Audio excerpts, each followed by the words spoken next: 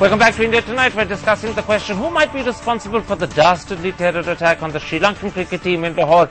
Najam Sethi, I know that in your leader you've pointed the finger of responsibility at the Lashkar-e-Jhangvi, but do you completely rule out the possibility that the Lashkar-e-Toiba might be responsible simply because the Zardari government has actually cracked down very toughly on the LET for what happened in Mumbai, and this may be their way of seeking revenge, perhaps of staging an event that forces the Zardari government to release Lakhvi? Well, you know, Karan, the jihadi organizations, all of them, have been very angry at the Pakistani state for putting a lid on them, especially those that were involved with Kashmir since 2004. They've been very angry. So they tried to kill Musharraf as well, and then they turned their attention to Fata area and against the Americans in Afghanistan. The Lashkar-e-Taiba has kept out of much of this, I think preferring to keep its focus on India. What is the situation now? I don't think this was Lashkar. The Taiba. The reason is that the crackdown is not as significant or as powerful as you think it is. There is a lid on them. There isn't a real crackdown. And a real crackdown is not the easiest thing in the world. These are, there are thousands of these people. They are armed, and if there were to be a real crackdown, I dare say the whole of Punjab province would come to a halt. That is the sort of firepower they enjoy.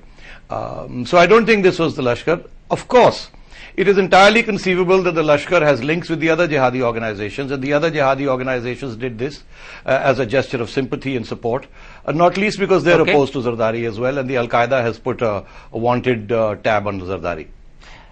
Ayesha Siddiqa, writing in the Pakistani paper The News, Amir Mir, one of your country's better known journalists, says today that he thinks that it could be possible that the Lashkar-e-Toiba was in fact attempting a hijack of the Sri Lankan cricket team so that they could hold them as hostages and as a bargaining chip to secure the release of Lakhvi. You've just heard Najam Sethi say that he thinks that's an improbable theory. Do you agree that this is improbable, or do you think it could have some basis?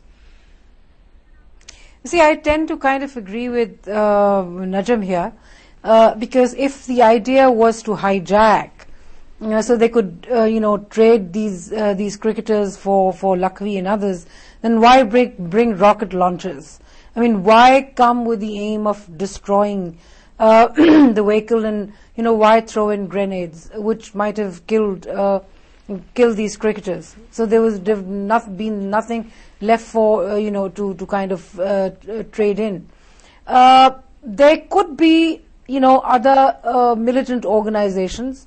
I agree that Lashkar-e-Taiba, the crackdown against it is not as severe, so it might not be that angry.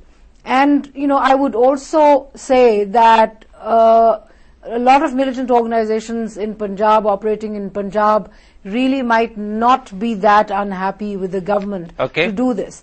Besides, one of the things is that their anger is not really against the Pakistani state. Yes, maybe against the government, but not the Pakistani state. They are very careful. There are certain lines which they do not cross. So, we have to start looking at some other organization other than Lashkar-e-Taiba here. It was in fact in your article, Siddharth Varadarajan, published in your paper The Hindu, that the idea was first mooted in this country at any rate, that officials, though you didn't name them, in our ministry believed that the LET could be behind it.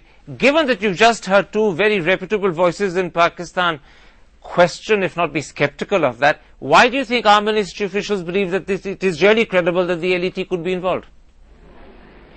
Well, I think it's very hard to say, based simply on the level of the crackdown that, as Najam has pointed out, is obviously not of a level that the Indian side wants, why the Lashkar would necessarily react in such a dramatic way.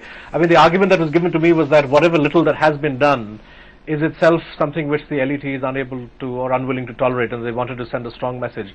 I have no way of judging the veracity of these claims, but what I do believe is that what we've seen over the last 5 or 6 years is an enormous amount of cross-fertilization between groups like the LET, Jaish-e-Mohammed, the Al-Qaeda, Lashkar-e-Jhangvi. I remember a visit I made to Afghanistan in 2001 during the Taliban days as a reporter, and in one of the way stations, at one sort of a dhaba on the highway from Kandahar to Herat, where I spent the night, there was graffiti there, both about Kashmir as well as there was a slogan written in Urdu, Lashkar-e-Jhangvi Zindabad. Okay. So the kind of links that have existed between the Taliban, Al-Qaeda, Lashkar-e-Jhangvi, LET, these I think suggest a considerable amount of joint action perhaps between them. It wouldn't surprise me if there's been some freelancing of this kind of a mission or a sharing out of the work. I don't know. I think investigations will perhaps reveal that.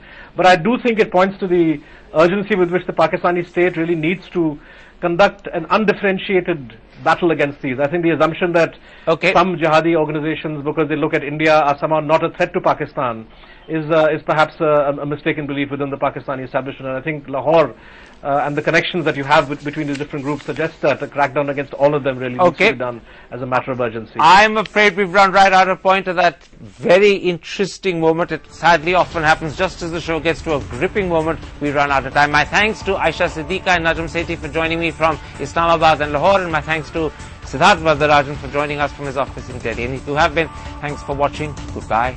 Good night.